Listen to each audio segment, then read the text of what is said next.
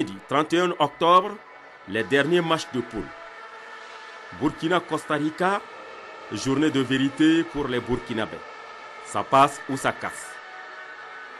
Une victoire à tout prix avec une probabilité de finir deuxième ou meilleur troisième. Dès l'entame, les étalons passent à l'offensive, se créant de multiples situations de but.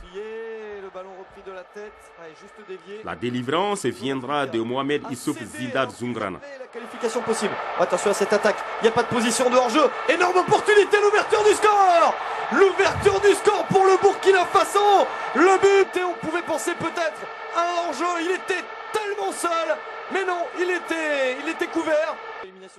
Puis un second but, celui de Ablaye Ibrango avant la pause. Oh, il est bon celui-là à prendre. Parce que marquer un deuxième but. La brèche ouverte, au retour des vestiaires, les étalons emballent la partie. Score final 4-1 pour les étalons cadets, qualifiés pour les huitièmes de finale le 5 novembre à Kano face à l'Espagne. Un début de match difficile pour les Burkinabés. Prudence. Mais cette pression espagnole va payer à la 18e minute. Ok. Attention, il n'est pas en position hors-jeu. Oh, tiens, retour. Ce n'est pas terminé. L'ouverture du score. Sergi Roberto. 10 minutes plus tard, les étalons réussissent l'égalisation. But d'Ablaye Ibrango. Malheureusement, cet espoir sera de courte durée. En seconde mi-temps, le match bascule totalement. Score final 4-1 en faveur des Espagnols. Aujourd'hui, nous avons rencontré une équipe.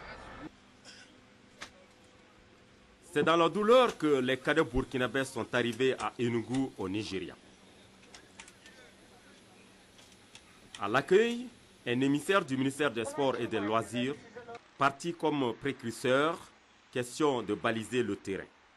Quand je suis arrivé à Enugu, mon premier réflexe c'était de rencontrer les membres du comité d'organisation pour savoir en fait quelles sont les dispositions qui ont été prises pour toutes les délégations, particulièrement le Burkina Faso. Mais le problème éventuel ici, c'est que les gens, on n'a pas l'impression que cette Coupe du Monde intéresse les gens. Et finalement, il y a une confusion de fait, on ne sait pas qui fait quoi, et ainsi de suite. Donc, il fallait s'adapter. La deuxième tâche, c'était quoi? C'était de faire en sorte que la délégation officielle, ceux qui ne seront pas pris en compte par la FIFA, puissent quand même trouver un coin pour se loger. Je crois que tant bien.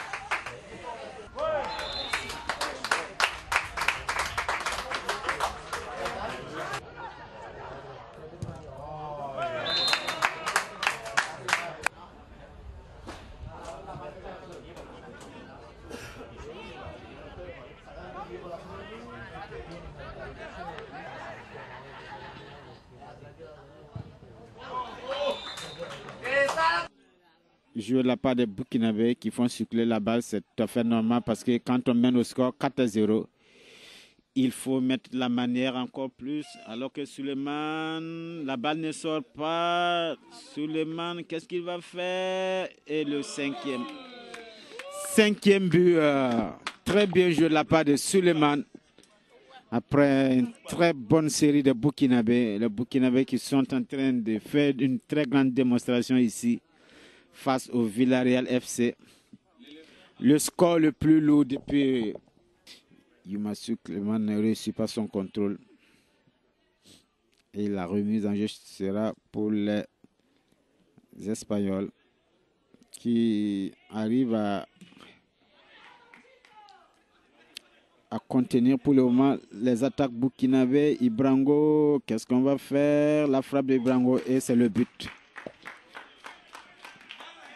Le premier but burkinabé, 11e minute, signé Abdoulaye Ibrango, qui va retrouver Rachid Koulibaly pour Alassane Sango, Sido Fadil.